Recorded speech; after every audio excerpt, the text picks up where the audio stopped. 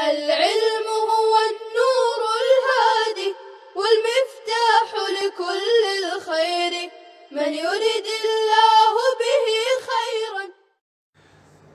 بسم اللہ الرحمن الرحیم. الحمد للہ رب العالمین والصلاة والسلام علی سید الانبیاء والمرسلین محمد وعلی آلہ وصحبہ اجمعین. اما بعد. عزیز طلبہ کرام، نور الایضاح کتاب الحج کا یہ پہلا سبق ہے.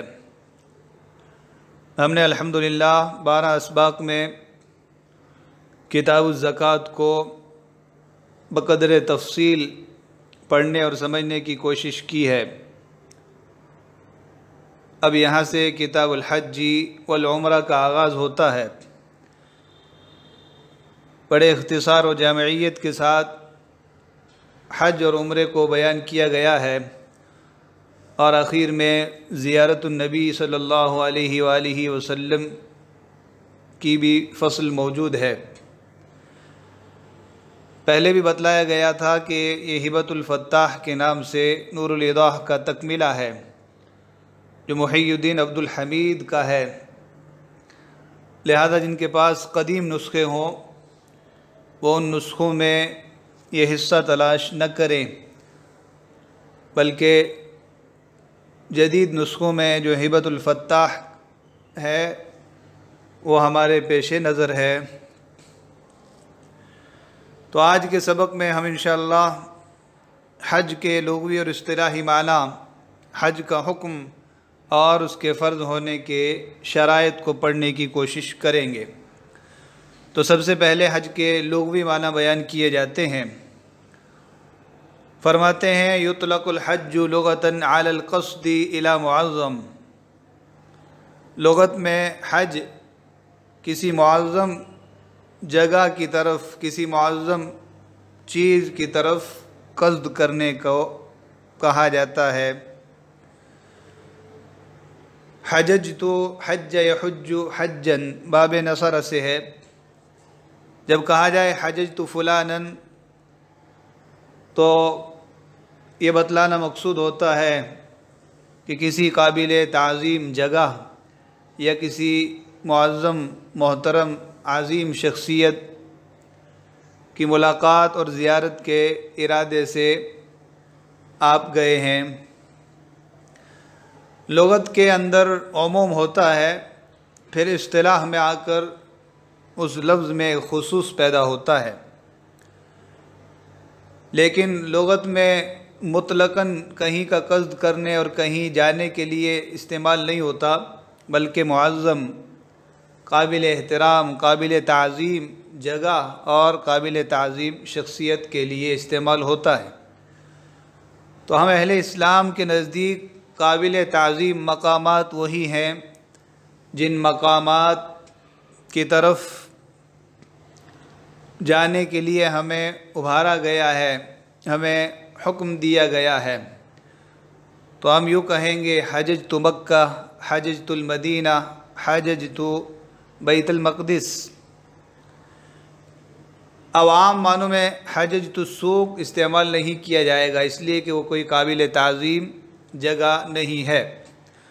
تو لغت کے اعتبار سے القصد الی معظم، کسی معظم قابل تعظیم چیز یا قابل تعظیم جگہ یا قابل تعظیم شخصیت کا قصد کرنا، یہ الحج کے معنی ہے. یطلق الحج لغتاً علی القصد الی معظم. لغت میں حج کا اطلاق کسی معظم چیز کی طرف قصد کرنے اور جانے پر ہوتا ہے. تقول حججت فلانا اذا كنت قد قصدته معظما له. آپ حججت فلانا اس وقت کہیں گے جب آپ کسی کی تعظیم کرتے ہوئے اس کا قصد و ارادہ کریں گے.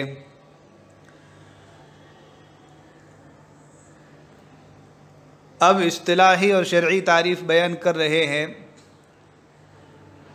وَيُطْلَقُ شَرْعًا عَلَى زِيَارَةِ مَكَانٍ مَخْصُوصٍ لِأَدَاءِ أَعْمَالٍ مَخْصُوصَةٍ فِي زَمَنٍ مَخْصُوص.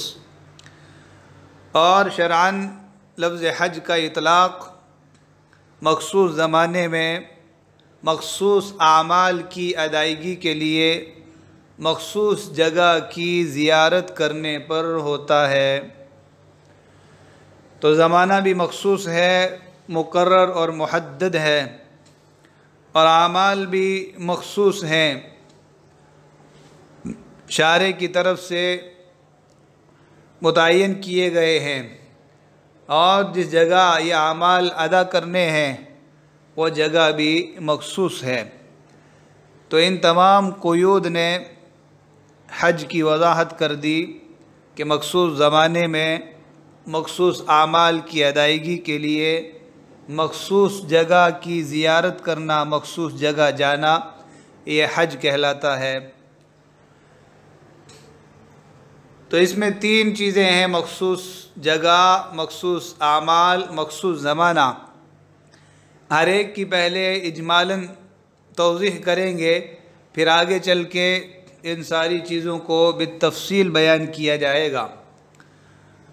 تو مخصوص مکان سے مراد بیت اللہ ہے، کعبۃ اللہ ہے، اللہ کا وہ مبارک گھر ہے جو روئے زمین پر سب سے پہلے تعمیر کیا گیا، اور جبل عرفات ہے۔ تو مکان مخصوص 2 ہی جگہ نہیں ہے، بطور مثال انہوں نے 2 جگہ بیان فرمائی،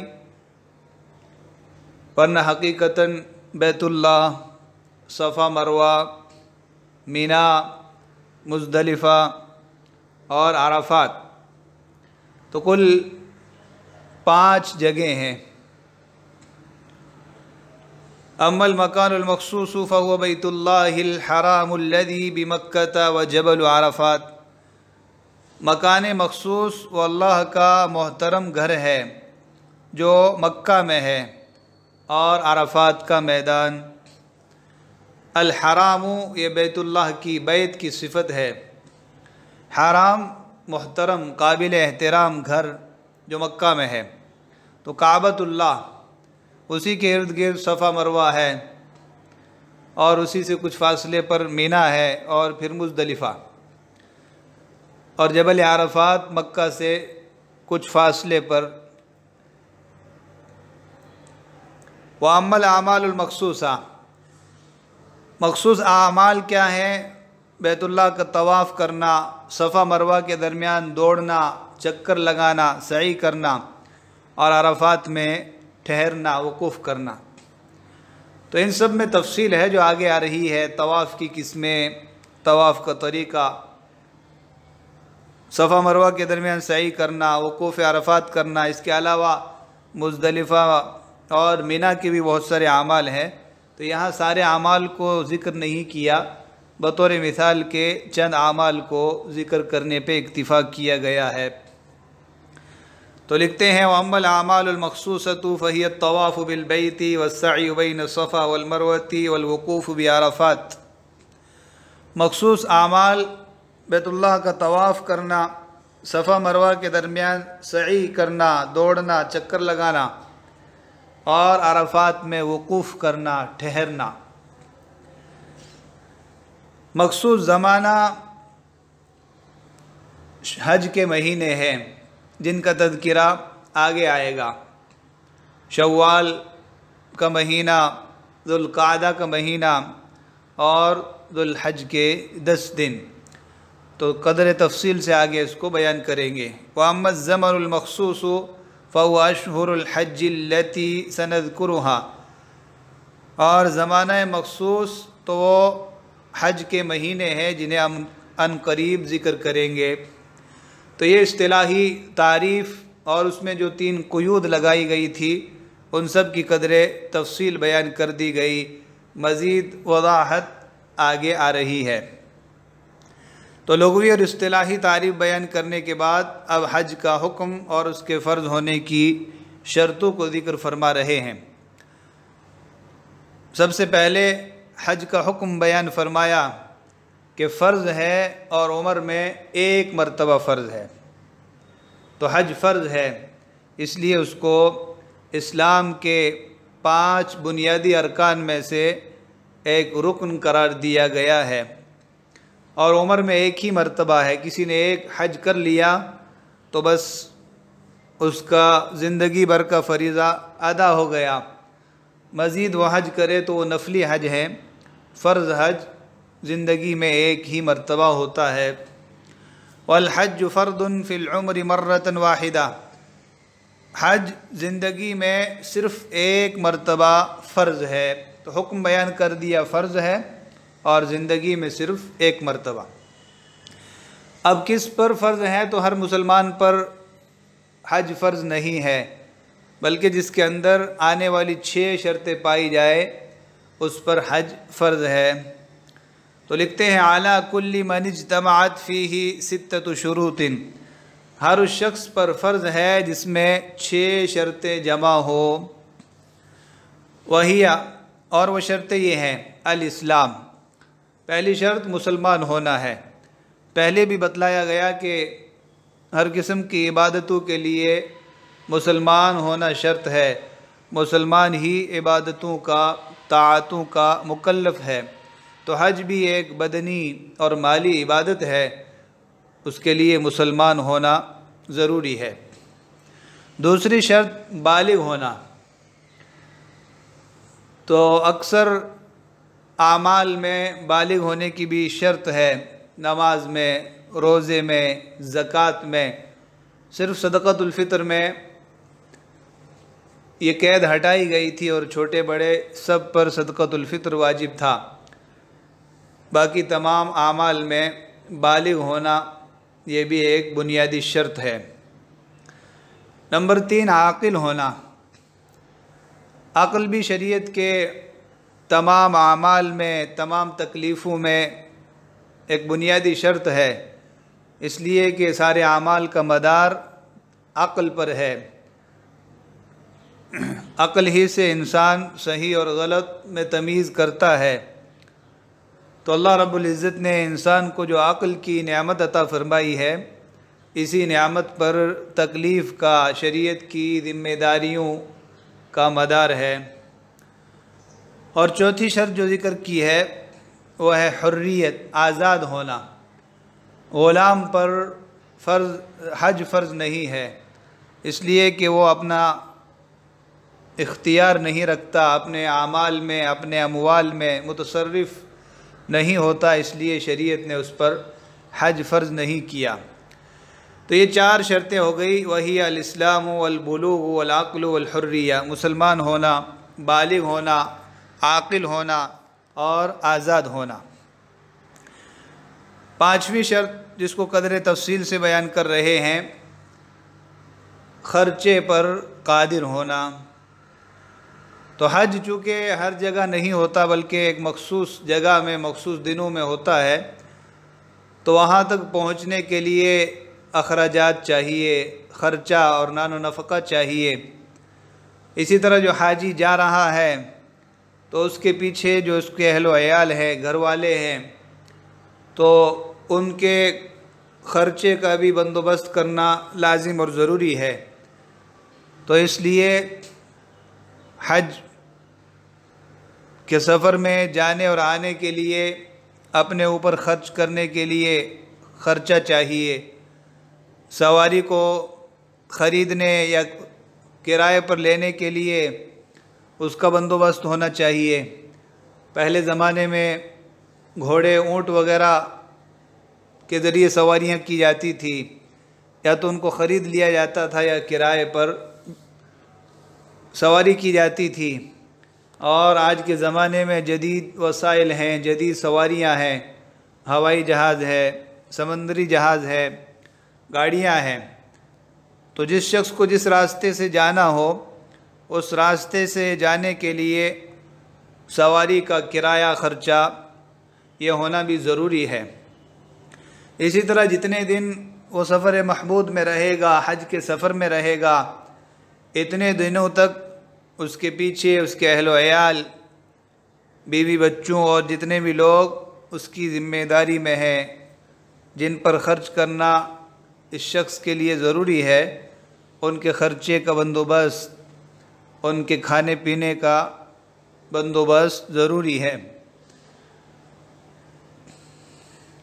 تو وہی پانچویں شرط ذکر کی، والقدرۃ علی نفقاتہ، پانچویں شرط حج کے اخراجات پر، حج کے خرچوں پر قادر ہونا ہے۔ وذالک، اور یہ اس طور پر، بأن یجد ما ينفقه علی نفسہ ذہابا و ایابا، کہ وہ اتنا مال پا رہا ہو، اس کے پاس اتنا مال موجود ہو جسے جاتے اور واپس آتے ہوئے اپنے اوپر خرچ کرے، ذہابا و ایابا، جاتے ہوئے اور واپس لوٹتے ہوئے اپنے اوپر خرچ کرے۔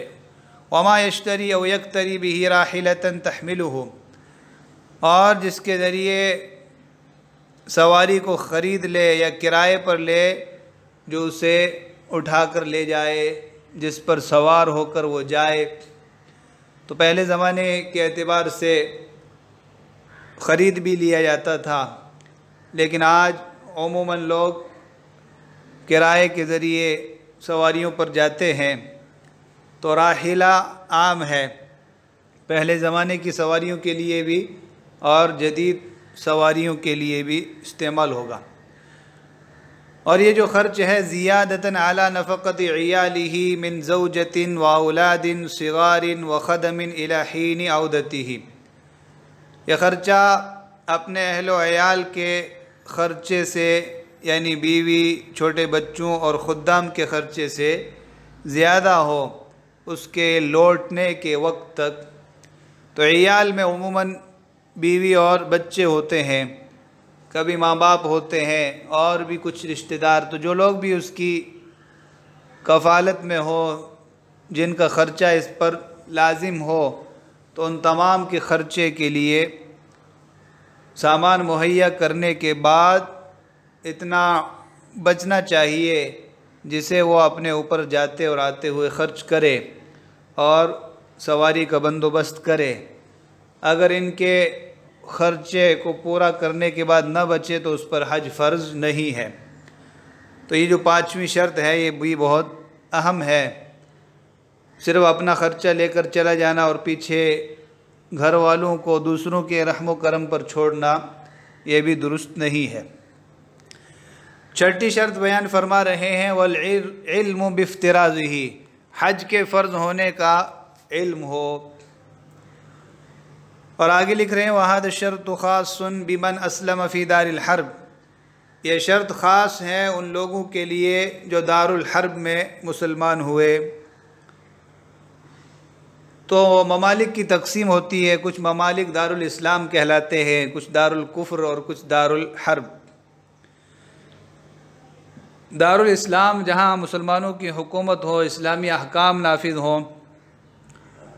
دار الحرب جہاں اہل اسلام کے ساتھ لڑنے والے لوگ ہوں، وہاں اسلام کے ساتھ لڑائی ہو، معرکہ آرائی ہو۔ تو دار الحرب میں کوئی شخص مسلمان ہوا تو دار الحرب میں چونکہ دینی علوم سیکھنے اور اسلامی احکامات کو جاننے کے لیے وسائل نہیں ہوتے، تو دار الحرب میں بسنے والے لوگ اگر حج کی فرضیت سے واقف نہ ہوں اور اسی حالت میں ان کا انتقال ہو جائے تو عند اللہ اس پر کوئی مواخذہ نہیں ہوگا، اس لیے کہ وہ حج کی فرضیت سے بے علم تھے، ان کے پاس حج کے فرض ہونے کا علم نہیں تھا، اور دار الحرب میں شریعت کے احکام کے بارے میں علم نہ ہونا یہ ایک عذر ہے۔ لیکن جو لوگ دار الاسلام میں ہوں اور وہ کہے کہ ہمیں حج کے فرض ہونے کا علم نہیں، تو ان کا یہ عذر مقبول نہیں ہوگا، اس لیے کہ دار الاسلام میں شریعت کے چھوٹے بڑے تمام احکام سیکھنے کے وسائل ہوتے ہیں، ایک کھلا میدان ہوتا ہے۔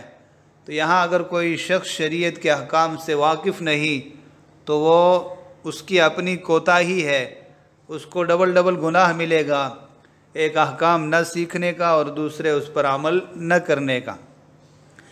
لیکن دار الحرب میں کوئی شخص ہے، مسلمان ہو گیا، لیکن شریعت کے جو بھی اعمال ہیں، جو بھی احکام ہیں، ان سے وہ واقف نہیں ہے، ان سے جاہل ہے، تو اس کا یہ جہل عذر ہوگا۔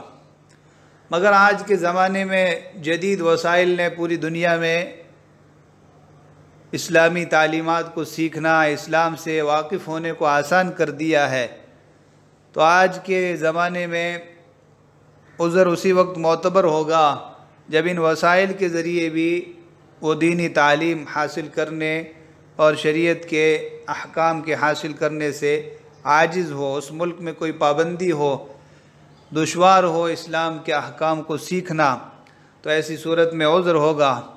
لیکن جس قدر ممکن ہو کوشش کرنا چاہیے کہ شریعت کے وہ احکام، وہ مسائل جن کا تعلق ہر شخص سے ہے، وہ ان سے واقف ہو۔ تو ایک تفصیلی مسئلہ ہے کہ کون سا جہل، کن چیزوں سے جاہل ہونا معتبر ہے، کن چیزوں سے جاہل ہونا معتبر نہیں ہے۔ فرمایا والعلم بافتراضہ، حج کے فرض ہونے کا علم ہونا۔ وہذا الشرط خاص بمن اسلم فی دار الحرب، اور یہ شرط خاص ہے ان لوگوں کے لیے جو دار الحرب میں مسلمان ہوئے، دار الاسلام میں رہنے والوں کے لیے یہ شرط نہیں ہے۔ وصلی اللہ وسلم علی نبینا محمد وعلی آلہ وصحبہ اجمعین۔ السلام عليكم، لا تنسوا الاعجاب بالفيديو والاشتراك في القناة تشجيعا لنا لنستمر بنشر المزيد إن شاء الله.